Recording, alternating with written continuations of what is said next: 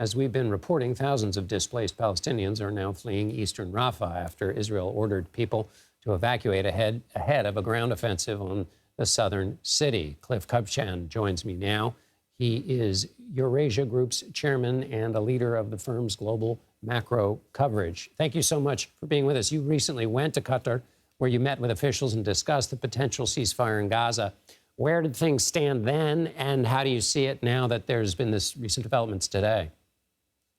I was in Qatar on last Thursday, pretty recently, and I don't think there's a whole lot of difference. Then the Hamas was demanding a permanent ceasefire. Israel wanted a short ceasefire so they could invade Rafah. Hamas wanted all Israeli troops out. Israel wanted to retain control of Gaza after the war. So I don't think things have changed a whole much. The Qataris were really quite pessimistic. They've been through many, many rounds of this. They just kind of had a pained feeling that this probably was not going to work out, the ceasefire attempt.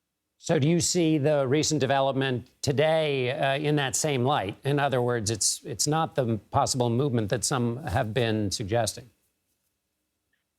I don't think anybody, well, the outlets that claim to have read the proposal that Hamas has approved, it seems like it's just the same thing that I saw in Qatar, the permanent ceasefire versus temporary ceasefire. So I don't think that Hamas accepted necessarily, or probably, what Israel has accepted. I don't sense that there's any real sea change here. What could a military operation in Rafah mean for the state of things right now? It's going to make ugly uglier. The Israelis, this is one of the more telegraphed offensives in a long, long time.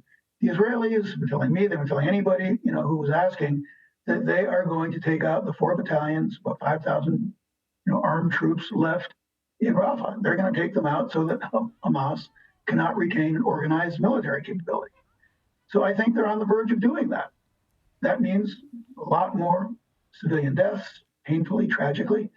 And it means that the countries in the region are going to be, even more ill at ease, even more unhappy with what Israel's doing. Does ill at ease mean action? Do you think? I mean, we've seen Iran already come head to head with Israel. What's your expectation about the knock-on effects?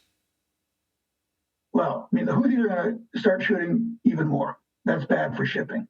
We're going to see, I think, more shelling on the northern front between Israel and Hezbollah. That risks escalation. A lot of Israelis think that Israel wants to open another front in the north.